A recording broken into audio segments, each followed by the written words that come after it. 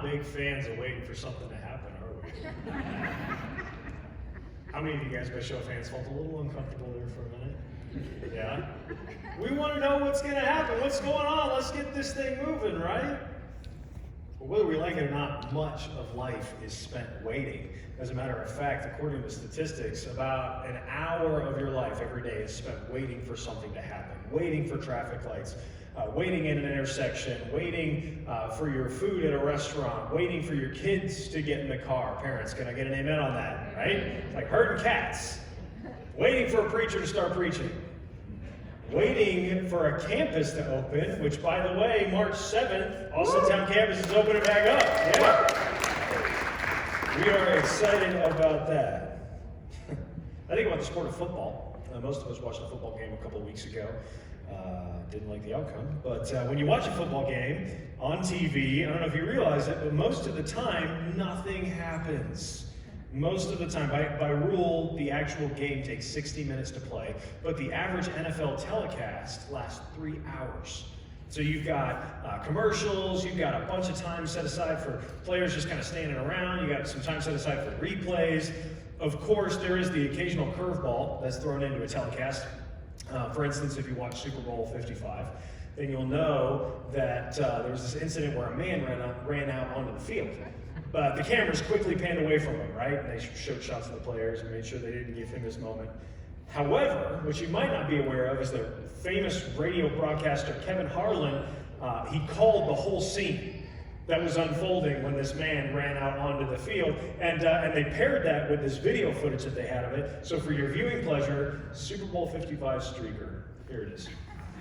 Second down, 20, 5:03 to go. Someone has run on the field. Some guy with a bra. And now he's not being chased. He's running down the middle of the 40. Arms in the air in a victory salute. He's pulling down his pants. Put up your pants, my man. Pull up those pants. He's being chased to the 30. He breaks a tackle from a security guard. The 20, down the middle of the 10, the 5. He slides at the 1, and they converge on him at the goal line. Pull up your pants, take off the bra, and be a man. Oh, I must have watched that like 20 times in preparation for this sermon, I swear. Pull up your pants, take off the bra, and be a man. Here's what I want you to see. I think. According to this article in the Wall Street Journal, in the average NFL telecast, the actual playing of football, time spent playing football, you guys ready for this? 11 minutes. 11 minutes of actual football. And I take that as a parable of life itself. The action of life is small, the waiting is large. We all have to wait on something. Waiting is perhaps the hardest discipline of the Christian life. Most of us hate to wait. I know I absolutely hate to wait. We have all of these advancements that keep us from waiting. We have the microwave, which keeps us waiting on the oven. We have Amazon Prime, which keeps us from waiting a week for our packages to deliver. We get same-day delivery. I can pick up my phone right now and I can text my mother in Zimbabwe, Africa, and she will receive that in a matter of seconds. That's crazy. We have all of these advancements because we are impatient people. We hate to wait. But whether we like it or not, waiting is still a part of life. You're probably waiting on something right now. I don't know what that is. Maybe you're waiting to graduate, waiting to be accepted into college, waiting for your first job offer, waiting to see if the bank will give you that loan or if your house will appraise, waiting for the right time to start a family, waiting to be married, waiting for someone to buy your house, waiting for your daughter or your son to come back to their faith, to the Lord, waiting for a vaccination, waiting to retire. We're all waiting for something. And the problem isn't the waiting. The real problem is what happens in our hearts while we wait. Because I think for most of us, waiting creates this downward spiral of frustration and anger and selfishness and bitterness in our hearts while we wait. For instance, when we're waiting in line at the grocery store, we're not thinking nice thoughts about the people in front of us. When we're stuck in traffic, we start to find all the flaws with the people that we're stuck in traffic with. And those little things carry over into the bigger areas of our lives. And so the question becomes, what do you do while you wait? And this is the question we're going to try and answer this morning? What do you do while you wait? We are in week 3 of this sermon series, Out of Nowhere, Managing Life's Unexpected. And we've been taking a look at the life of a man named Joseph, found in Genesis 37 through 50. And kind of examining some of the principles from Joseph's life to help us when we find ourselves in situations that come out of nowhere, that we never saw coming. And so just let's do a quick recap, because as we're going to see this morning, Joseph was a man who was very familiar with having to wait. So to recap his life, at 17, Joseph was his dad's favorite of all of his 12 brothers, and his brothers absolutely hated him for it, so much so that they wound up throwing him in a pit. And so he's in this pit, and they decide, 10 of his 12 brothers decide that they are going to sell him as a slave to some Midianite merchants. And so they sell their brother for a whopping $187. Okay? So some of you are thinking, I don't know that my sibling's worth that much. $187, about 18 bucks a piece is what they get. And so he's purchased by this man named Potiphar, who is an official of Pharaoh. And Potiphar is so pleased with Joseph's abilities and how things just go well when he's put in charge of stuff that Potiphar puts him in a position second only to himself. Now, however, like we saw last week, if you checked out the sermon, you can check that out online or on our app, or if you just know the story, then you know that Joseph's refusal to have an affair with Potiphar's wife resulted in false charges and his incarceration in Potiphar's prison. And so that's where we're going to pick up our story this morning. Joseph is stuck in prison for doing the right thing, but God had not abandoned him. So let's take a look at Genesis 39, beginning in verse 20. But while Joseph was there in prison, the Lord was with him. He showed him kindness and granted him favor in the eyes of the prison warden. So the warden put Joseph in charge of all those held in the prison, and he was made responsible for all that was done there. The warden paid no attention to anything under Joseph's care, because the Lord was with Joseph and gave him success in whatever he did. Does that sound familiar?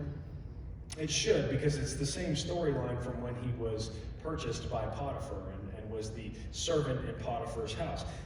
God grants Joseph favor, so much so that those in charge of Joseph promote him as much as they can. And so he's in a pretty good spot, but he's still in prison. He's still stuck there, day after day, waiting for God to do something. And I love what Warren Wiersbe says about Joseph's time in prison. He says this. He said, God permitted Joseph to be treated unjustly and put in prison to help build his character and to prepare him for the tasks that lay ahead. The prison would be a school where Joseph would learn to wait on the Lord. He would learn that God's delays are not God's denials. And we're going to see that this morning. It's kind of like Sean referenced a couple weeks ago. He talked about Malcolm Gladwell, who says that life often throws us these desirable difficulties, these things that aren't very fun at the time, but are actually good for us in the long run. And he asked a question that I thought was so good. He said, what's going on in your life right now that's not so good that you can use as a springboard to success? And that sounds great, but let's be honest, the waiting still stinks. It's still no fun to have to wait. So like I said earlier, the question is, what do we do while we wait? Well, as we go through this part of Joseph's story in Genesis chapter 40, I really see 3 answers to that question that I want to share with you this morning. And the first answer to the question, what do we do while we wait, is we be consistent.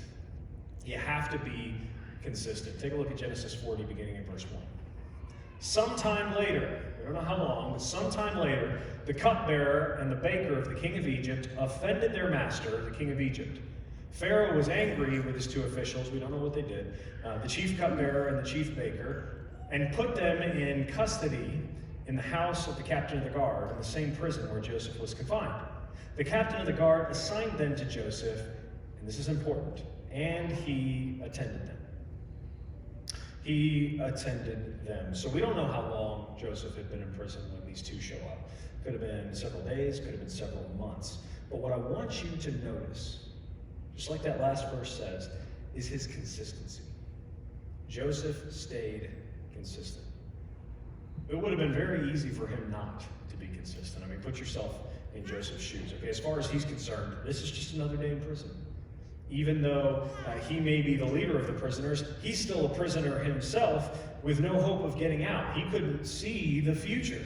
The cupbearer would eventually be his ticket out, but he had no way of knowing that at the time, and that wasn't even going to come to pass for another 2 whole years. But he stayed consistent. What do you do when you're falsely accused? What do you do when people that you trusted turn against you? What do you do when your dreams turn into nightmares? Because even though all of those things were true in Joseph's life at this point, he stayed consistent. He stayed faithful to God, and he stayed faithful to his responsibilities to take care of his prisoners. I came across this quote by preacher Mike Murdoch. He says, "The secret of your future is found in your daily routine." And that is so true, isn't it? The little things that make up your daily routine of life, those are the seeds of your future that you sow every single day. It reminds me of what Solomon said in Ecclesiastes 9:10. He said, "Whatever your hand finds to do, do it with all your might." Do it with all your might. My dad, he used to tell me, you know, "Mark, I don't care if you become a preacher like me, or if you do this or you do that. I don't care if you're digging ditches. If you're doing it for the Lord, I'm going to be proud of you no matter what." Martin Luther King Jr. said it this way. He said, "If it falls your lot in life to be a street sweeper, then sweep streets like Michelangelo painted pictures, like Shakespeare wrote poetry, like Beethoven composed music. Sweep streets so well that all the hosts of heaven and earth will have to pause and say, 'Here lived a great street sweeper.'" And that was Joseph.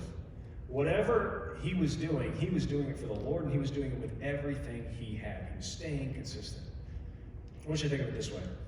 Because God's hand was upon him, Joseph was promoted by the captain of the prison to be in charge of all the other prisoners. But it's because of his consistency, because he didn't ignore his daily responsibilities when it came to taking care of these two individuals, that he was unknowingly advancing the cause of his own freedom.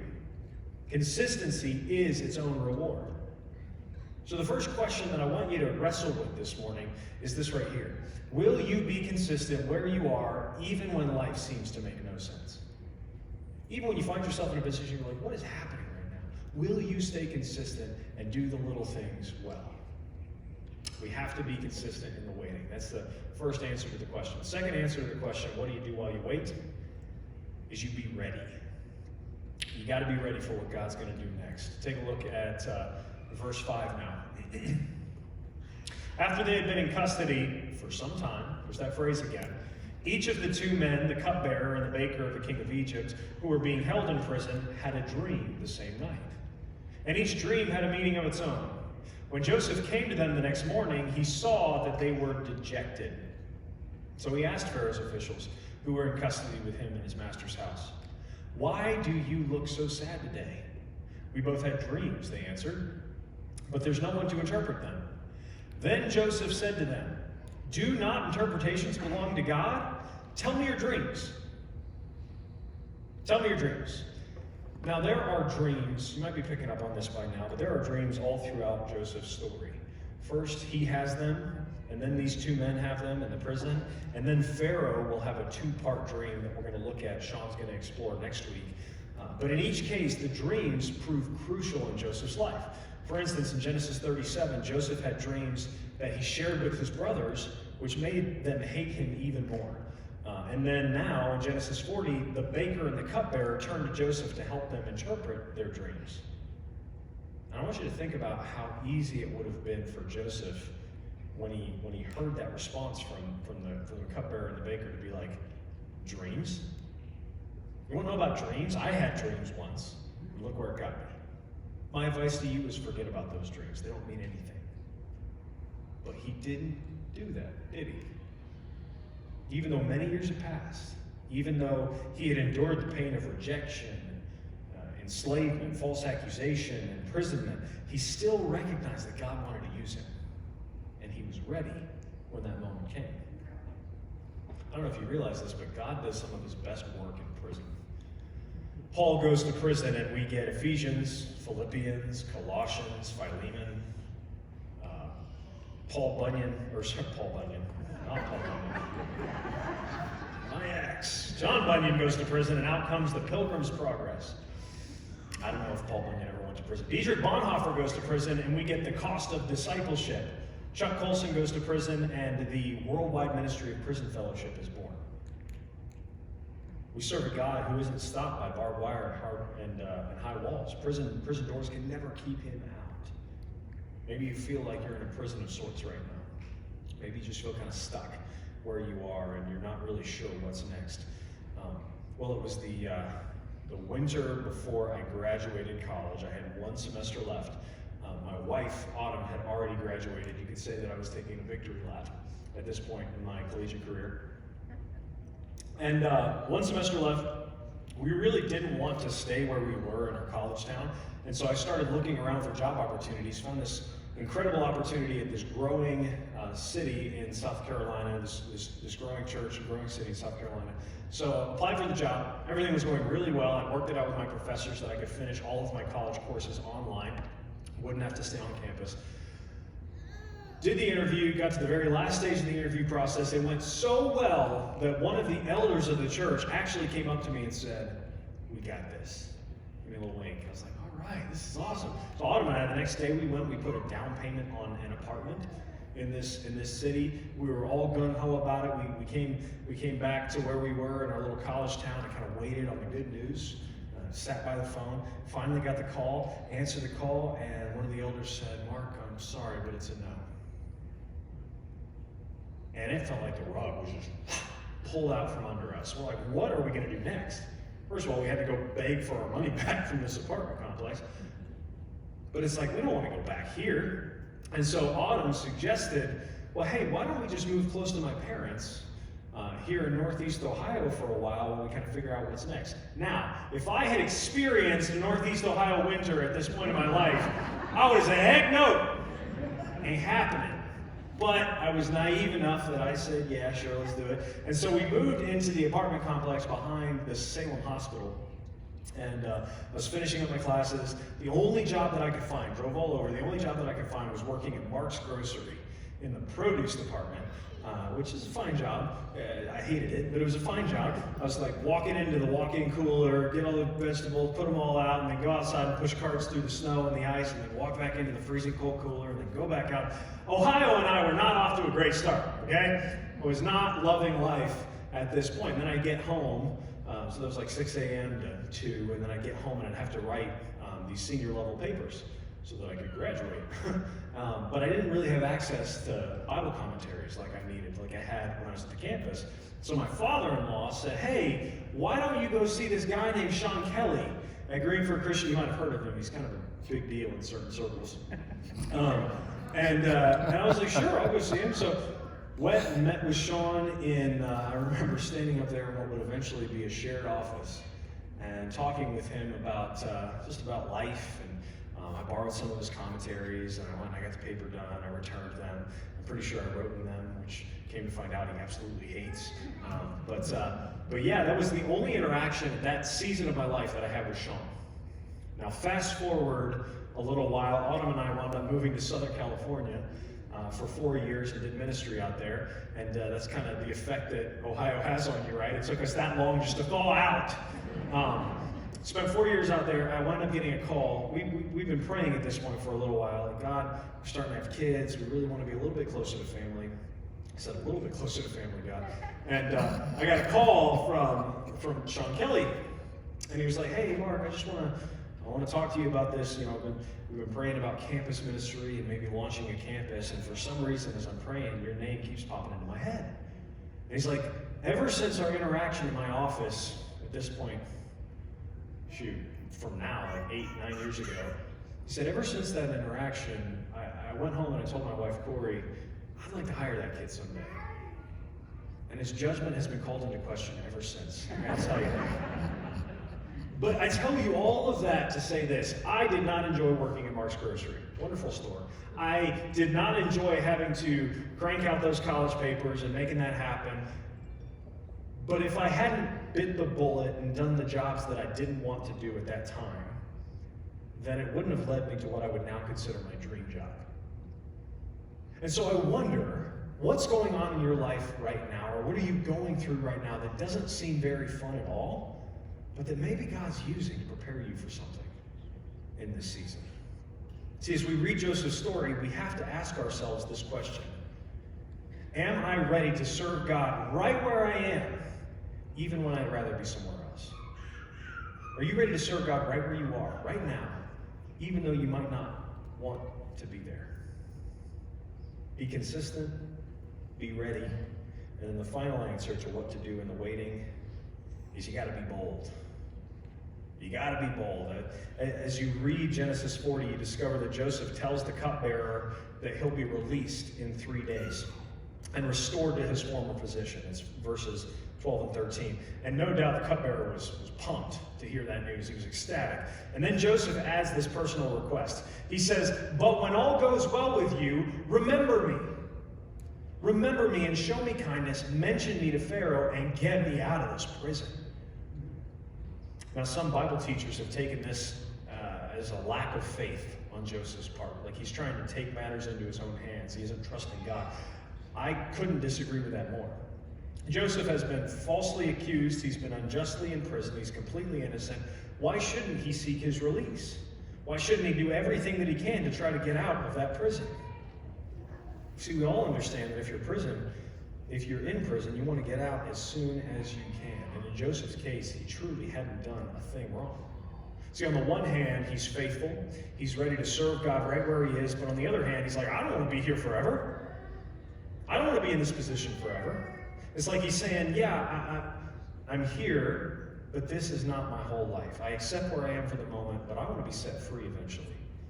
And that takes boldness to be able to say that and to pursue that.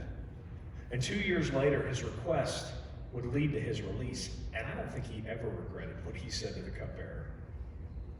The whole episode kind of reminds me of a scene from the movie Shawshank Redemption, when Andy, who's the main character, who's falsely accused of murdering his wife and her lover, he was talking with his friend Red in the prison yard, played by Morgan Freeman, and they were discussing Andy's hope of getting out someday.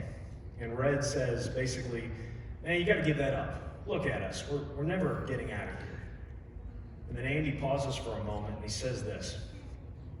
Comes down to a simple choice. Get busy living or get busy dying.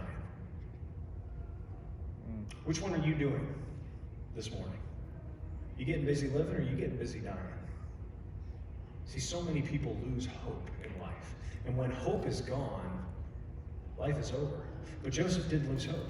And he didn't settle. He was bold, and he said to the cupbearer, remember me. Get me out of here. He was consistent in prison. He was ready in prison. He was bold in prison. So what do you do while you wait? You be consistent, you be ready, and you be bold. Genesis 40:23 gives us the end of the story. The chief cupbearer, however, did not remember Joseph. He forgot. Well, that stinks, right? After all that, the cupbearer forgets Joseph. But that happens all the time in life, doesn't it? We make promises that we don't keep. We intend to stay in touch, but we don't. We plan to call an old friend, but we don't. When the cupbearer got out, he left the prison as far behind him as he could, and Joseph must have had so many questions. What if he doesn't remember me? What if I never get out of here? What if I die in prison? What if I never get to clear my name? I want to tell you that the what-ifs of life will just strangle you. They will kill you. What if I lose my job? What if I never get married? What if we can't have children? What if we run out of money? What if our kids get sick? What if we can't find a place to live, or the contract falls through, or I don't get accepted?